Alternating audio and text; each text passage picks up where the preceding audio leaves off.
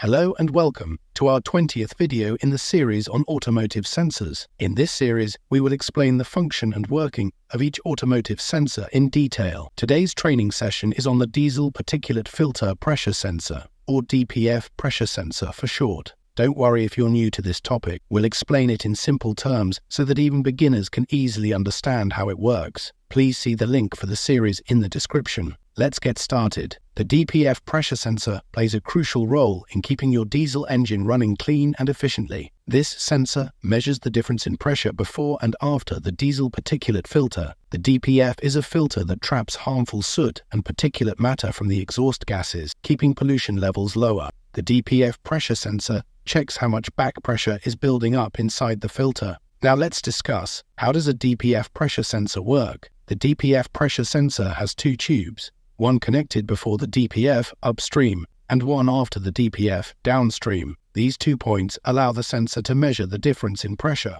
As exhaust gases pass through the DPF, the sensor measures the pressure on both sides. If the filter is clean, the pressure difference will be small, but as the filter becomes clogged, the pressure before the DPF upstream increases, creating a larger difference between the two readings. The sensor sends this pressure data to the engine control unit, ECU. If the pressure difference gets too high, it means the DPF is getting clogged, and the ECU will take action. It might trigger a regeneration process where the filter burns off the trapped soot to clean itself. If the DPF becomes too clogged and the regeneration process doesn't work, the ECU will turn on a warning light on your dashboard, alerting you to the issue. In some cases, it might reduce engine power to prevent further damage. The DPF pressure sensor acts like a monitor, telling the car when the filter is getting full and needs to be cleaned or replaced. And that's how the DPF pressure sensor works. It's an essential part of keeping your diesel engine and the environment healthy by monitoring the DPF. Regular maintenance and keeping an eye on the warning signs can help you avoid costly repairs. Where are the DPF pressure sensors located? The DPF pressure sensors are usually found in the exhaust system, near the diesel particulate filter, DPF.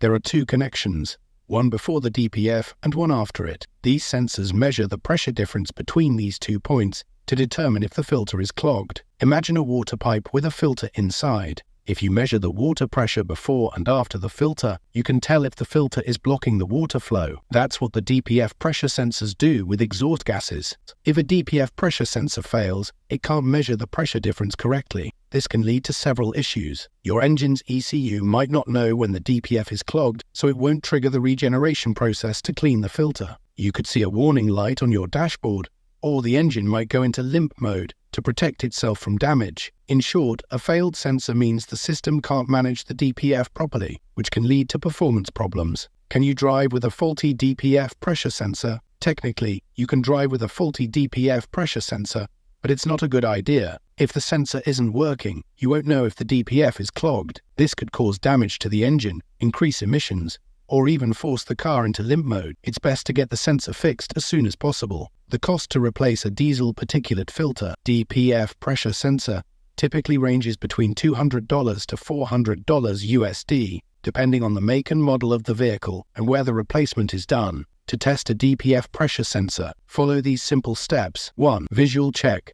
First, check the sensor and its wires for any visible damage. 2. Multimeter test. You can use a multimeter to check the sensor's voltage output. The reading should match the manufacturer's specifications. If it's off, the sensor might be faulty. 3. Check for blockages. Ensure the hoses connected to the sensor are not blocked, as blockages can give false readings. It's like checking the pressure gauge of a bicycle tire. If the gauge is not giving accurate readings, you won't know how much air is in the tire, just like how a faulty sensor can't tell if the DPF is clogged. Can you repair a DPF pressure sensor? Unfortunately, DPF pressure sensors usually can't be repaired. If the sensor is damaged or faulty, the best solution is to replace it with a new one. Trying to fix it might not solve the issue completely. If you're familiar with basic car repairs, you can change the DPF pressure sensor yourself. Here's how. 1. Locate the sensor near the exhaust system. 2. Disconnect the sensor's electrical connector and hoses. 3. Remove the sensor and install the new one. 4. Reconnect the hoses and electrical connector. Always check the owner's manual for instructions specific to your vehicle. And that's everything you need to know about the diesel particulate pressure sensor.